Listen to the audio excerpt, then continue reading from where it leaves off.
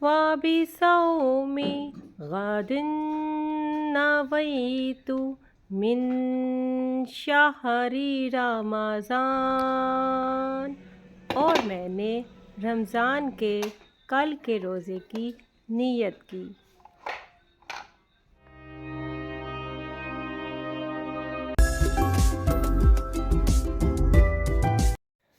بسم اللہ الرحمن الرحیم۔ السلام علیکم مائی یوٹیوب فیملی، کیسے ہیں آپ سب؟ امید ہے بالکل ٹھیک ہوں گے اور بہت اچھے سے روزے رکھ رہے ہوں گے، اور امید ہے کہ سب کا رمضان بھی بہت اچھا گزر رہا ہوگا۔ آج میں آپ سے اپنا سحری ٹائم شیئر کر رہی ہوں۔ ابھی سحری نہیں ہے، ابھی پہلے آپ کو پتہ ہے کہ سحری سے پہلے کی پریپریشن بھی بہت زیادہ ضروری ہوتی ہے، لائک آٹا گوندا ہونا چاہیے، سالن بنا ہونا چاہیے، کیونکہ اس ٹائم تو ٹائم بہت کم ہوتا ہے نا، اس ٹائم تو ہر چیز بس ریڈی ہو اور بس جھٹ سے روٹی بنائی اور کھانا کھانے والی بات ہوتی ہے۔ تو ابھی یہ 7 اور 8 او کلاک کے بیچ کا ٹائم ہے، اور اس ٹائم بچے بھی ابھی کھیل رہے ہیں۔ میں نے سوچا کہ آٹا گوندھ لوں اور ڈفرینٹ طرح کی جو تیاری ہے وہ کر کے پھر میں انشاءاللہ سونے جاتی ہوں، بچوں کو بھی سلاتی ہوں۔ اور ساتھ میں ایک بہت زیادہ اہم ٹاپک میں نے ڈسکس کرنا ہے۔ بہت سارے لوگوں کو میں نے یہ کہتے ہوئے سنا ہے، بلکہ پہلے میرے ساتھ بھی ایسا ہی ہوتا تھا کہ جب نماز پڑھتے ہیں نا تو ادھر ادھر کے طرح کے خیالات آتے ہیں۔ کیا آپ کے ساتھ بھی ایسا ہی ہوتا ہے؟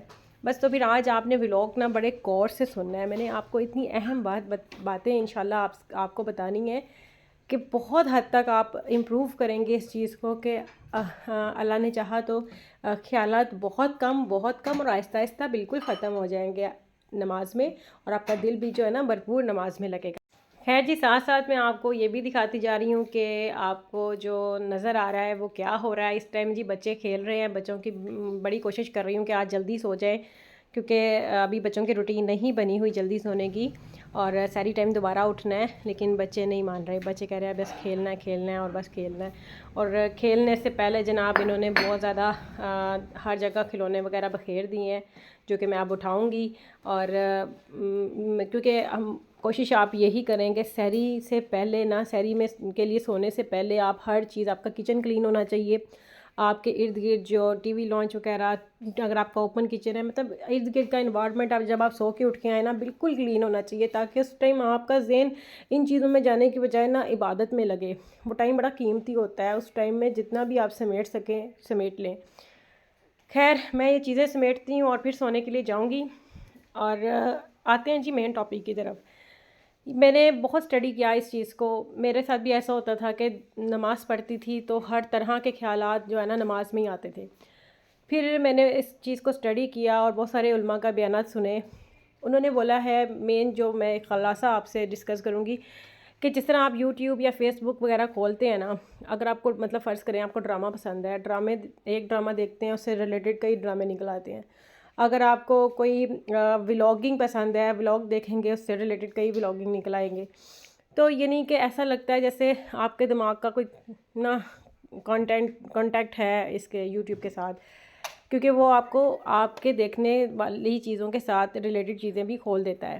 اسی طرح آپ کے زندگی کا حصہ ہے کہ اگر آپ کے نماز میں آپ کو خیالات مختلف زندگی کے آ رہے ہیں، تو اس کا مطلب یہ ہے کہ آپ کا ذہن بہت زیادہ دنیا میں لگا ہوا ہے، آخرت میں نہیں ہے۔ آپ کی جو دھن ہے نا آل ٹائم، وہ دنیا کے لیے، آپ کی بھاگ دوڑ جو ہے نا دنیا کے لیے، آخرت کے لیے نہیں ہے۔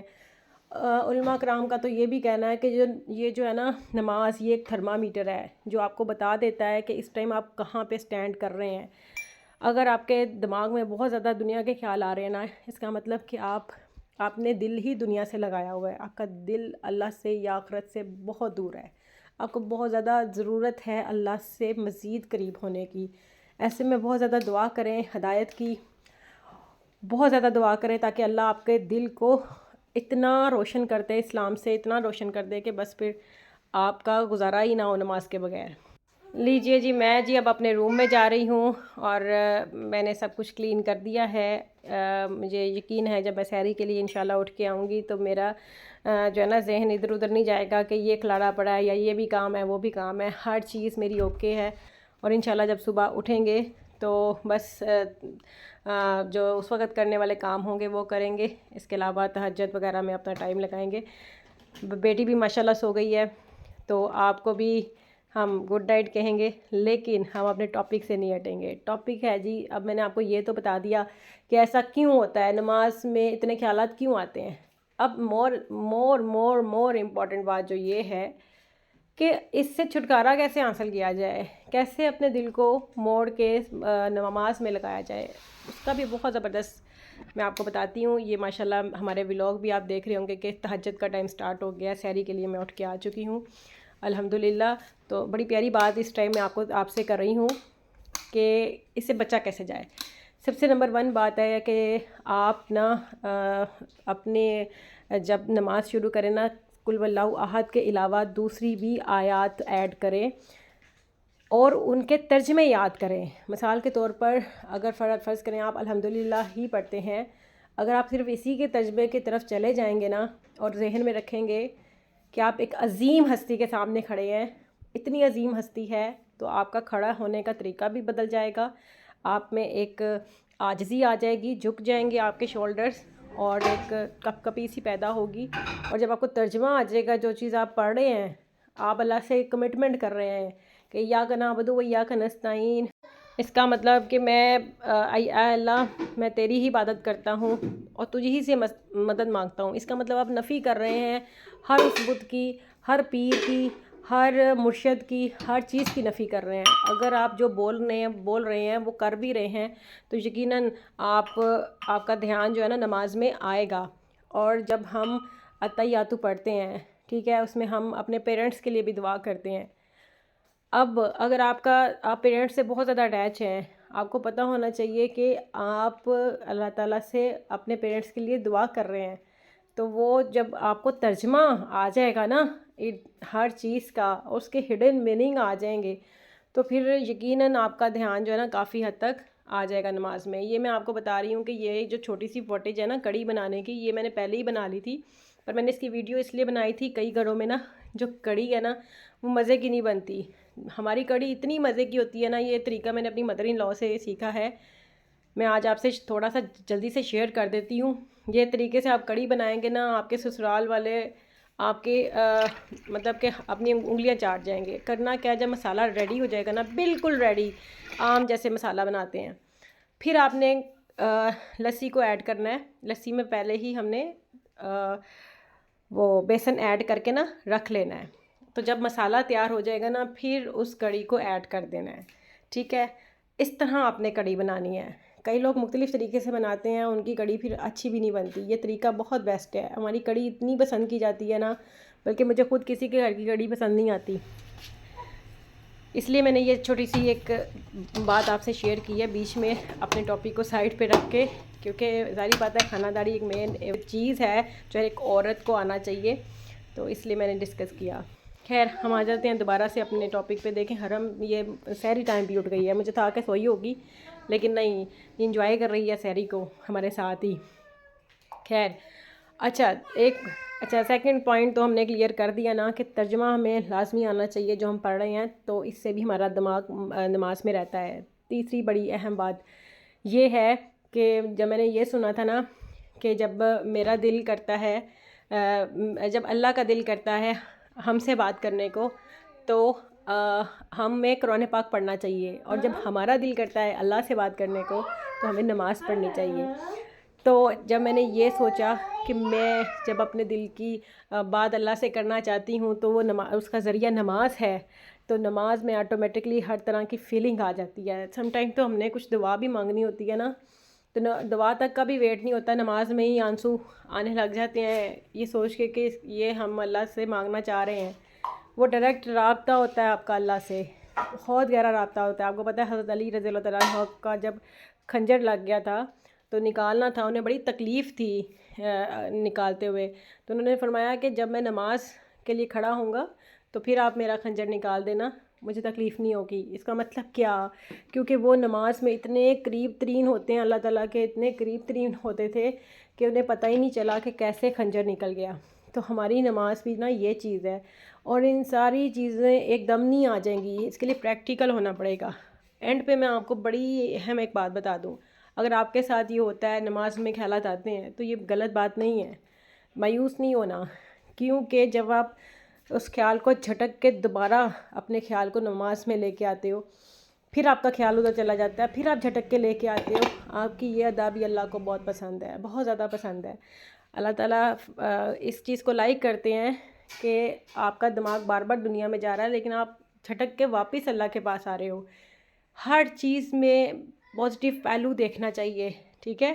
تو انشاءاللہ آپ پریکٹس کرتے رہیں، آپ کو نا بہت پرفیکٹ بنا دے گی.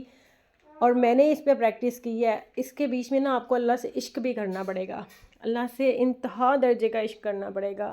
اپنے غم، اپنے خوشی، اپنی ہر چیز، اپنی ہر حاجت اللہ سے شیئر کرنی پڑے گی. تقویٰ پہ اگر آپ آ جائیں گے نا، آپ کا بلیف تقویٰ پہ ہو جائے گا نا، ہو نہیں سکتا کہ آپ کا دماغ ادھر ادھر جائے، پاسبل ہی نہیں ہے.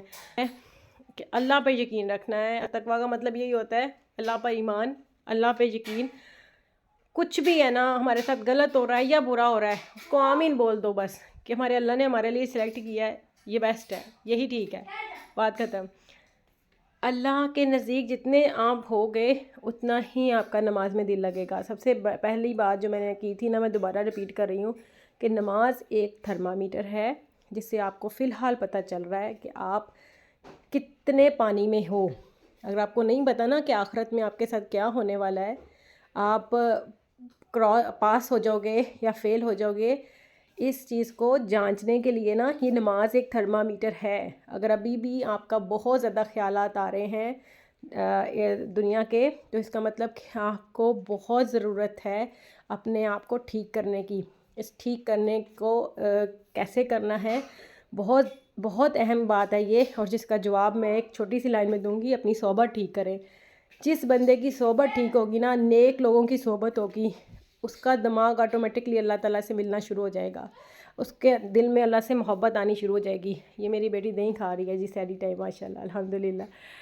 اور اگر آپ کی صحبت اچھی نہیں ہے نا، آپ کی صحبت کا دل دنیا سے لگا ہوا ہے، تو اٹس مین کہ آپ بہت آپ کو ضرورت ہے اپنی صحبت کو ٹھیک کرنے کی. یہ بڑا اہم پوائنٹ ہے، حالانکہ یہ بہت لمبا ٹاپک ہے لیکن اس کو ایک خلاصے میں نے بتا دیا ہے. جزاک اللہ جی. ویڈیو دیکھنے کا بہت شکریہ. انشاءاللہ نیکسٹ ویڈیو ایک الگ ٹاپک پہ اور ایک الگ انفارمیشن پر آپ کے لیے لے کر آؤں گی. آپ لوگ اپنی رائے کا بھی اظہار کیا کریں کمنٹس کے ذریعے میرے ساتھ، تاکہ مجھے پتہ چلے کہ آپ کے ذہن میں کس طرح کے کوسچن ابھر رہے ہیں. انشاءاللہ اس کا رپلائی کرنے کی فل کوشش ہوگی. اور ایک دن میں انشاءاللہ آپ سے اپنی لائف ڈسکس کروں گی کہ میری زندگی میں اتنا بڑا چینج کیسے آیا. ابھی ٹائم نہیں ہے اس چیز کا. میرے ساتھ تو معجزہ ہوا ہے. یہ بیٹی جو میری دیکھ رہے ہیں، یہ 10 سال بعد ہوئی ہے الحمدللہ. یہ ایک معجزے سے کم نہیں ہے، بہت بڑا معجزہ ہے. اور یہ معجزہ ایسے ہی نہیں ہو گیا، یہ معجزے کے پیچھے بھی بہت بڑے کام ہے. انشاءاللہ اللہ نے چاہا تو ضرور آپ سے شیئر ہوں گے، ہر چیز شیئر ہوگی. آپ میرا چینل ضرور سبسکرائب کریں، میرے ساتھ کانٹیکٹ میں رہیں، اور اس بات پر یقین رکھیں کہ پتا جو ہے نا، ہم سنتے تھے اس بات کو لیکن اب یقین آ گیا کہ ایک پتا بھی نہیں ہلتا جب تک اللہ نہ چاہے. تو پھر کون لوگ مایوس ہو کے بیٹھے ہیں اولاد سے کہ اولاد نہیں ہے، یہ مسئلہ ہے، فلانا مسئلہ ہے، ڈمکانا مسئلہ ہے، یہ نہیں ہو رہا، وہ نہیں ہو رہا. وہ کچھ بھی نہیں ہے، سارے مسئلے ایک طرف. جب اللہ تعالیٰ نے کن کہہ دینا نا، فیکون ہو جانا ہے. اور مجھے اس پر اتنا یقین ہے. ایک بہت لمبی انشاءاللہ آپ سے ڈسکس کروں گی بات، لیکن نیکسٹ کسی ولاگ میں. سحری ہو گئی ہے جی ہماری، برتن میں نے دھو دیے ہیں، اب برتن میں لگا رہی ہوں. آپ فجر پڑھوں گی اور انشاءاللہ سو جاؤں گی، اور پھر سو کے اٹھ کے بعد قرآن پاک پڑھوں گی، کیونکہ حرم اس ٹائم جاگ رہی ہے اور یہ مجھے قرآن پاک نہیں پڑھنے دے گی. اس ٹائم میرے ہاتھ سے کھینچ لیتی ہے. ابھی کوشش کرتی ہوں کہ اس کو سمجھ آ جائے. اب تو ماشاءاللہ کوئی بھی کاغذ دیکھتی ہے نا، کوئی بھی کاغذ، تو اس کو پکڑ کے اللہ اللہ پڑھنا شروع ہو جاتی ہے. اس کو پتہ ہے کہ کاغذ میں اللہ لکھا ہوتا ہے، کیونکہ اس کا بھائی بھی حفظ کر رہا ہے ماشاءاللہ، دیکھتی ہے اس کو بھی پڑھتے ہوئے. گھر کا جیسا ماحول ہوگا نا، بچے وہی سیکھیں گے.